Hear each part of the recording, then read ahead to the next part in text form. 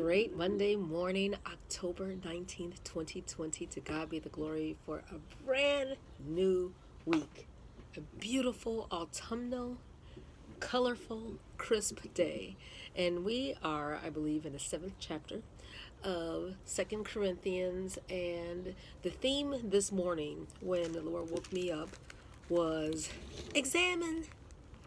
I didn't know that midterms were going to bleed in to this week. I know my son has two coming up, and a lot of people are taking tests. Well, the Lord wants us to have self-examination of ourselves.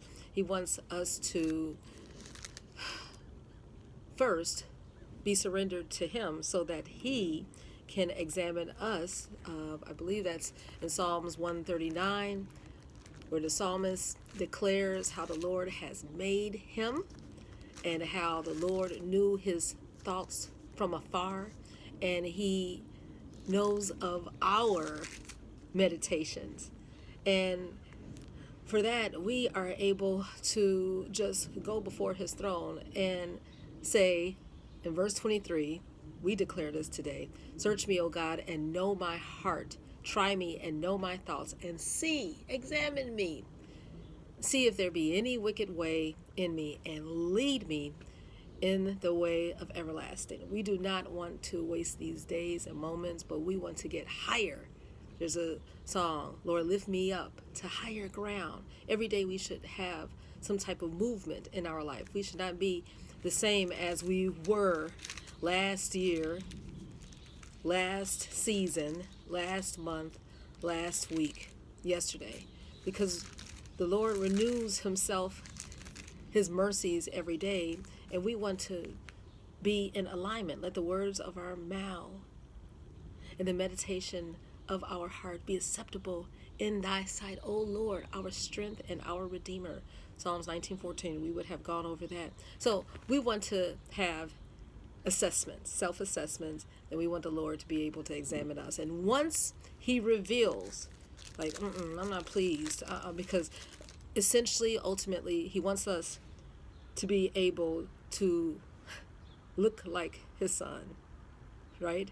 To be conformed to the image of Christ. And in 2 Corinthians 7, today's chapter, verse 1, having therefore these promises that the Lord has given us, He has given us all provisions and blessings. Now, dearly beloved, let's take initiative and let me cleanse myself from all filthiness of the flesh, get rid of it, and filthiness of the spirit, something that's pulling me back, perfecting holiness in the fear of God. We talked about that yesterday, how darkness cannot abide in a vessel of light. So that's why we have to be discerning as far as what we put in our persons. You remember 2 Corinthians 6:17, separate yourself and touch not the unclean thing.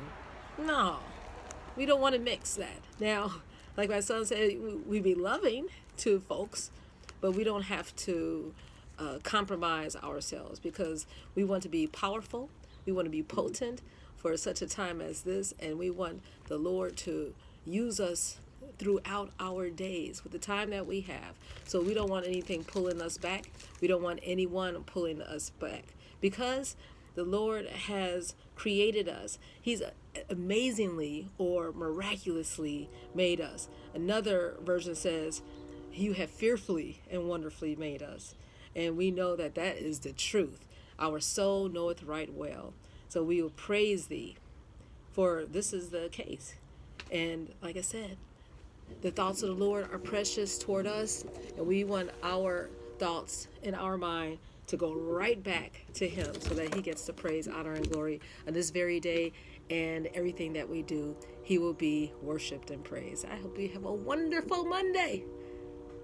Examining yourself, getting rid of the things that's pulling you back, knowing that He wants us to be light, right? Light, L-I-G-H-T, as far as illumination and light. He doesn't want anything heavy on us. So let us lay aside every weight that so easily beset us, subtract it, so that we can run this race, perfecting the will of God. Have a wonderful day.